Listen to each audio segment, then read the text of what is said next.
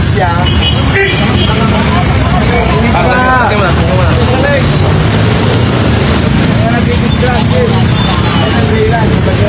Stay! Atras!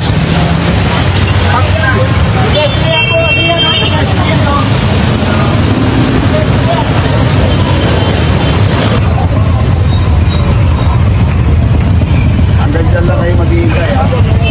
Wala dito, ha? Stop. Hanggang dyan lang kayo. Para makalakad ng tao. Isipin mo na lang anak mo tatawid. Yan ang lalagay ng sila. Atras.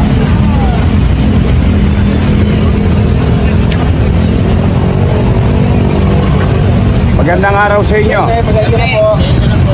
Magandang araw sa inyo.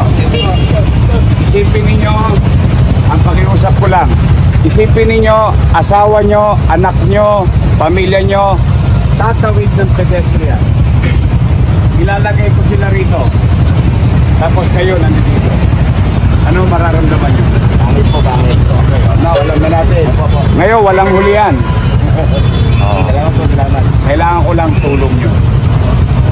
Ang pedestrian, bigay natin sa mga tao. Pwede kayo? Yes, sir. Please, ha? Basta pag nasa Maynila kayo. Hindi perfecto ang gobyerno ng Maynila. Pero kailangan natin umpisahan sa sarili natin. Please, ha? Pedestrian, tikitan nyo. Ha? Kailangan nasa bago mag-pedestrian lane. Ha? Hayaan nyo makalakad ang tao. Sa pedestrian, huliin nyo. Yes, sir. Ha? Thank you po. Makikiusap na ako. Isipin ninyo, asawa mo tatawid. Anak mo tatawid. May pamilya kayo? Nasa sila ngayon? Hindi nyo alam.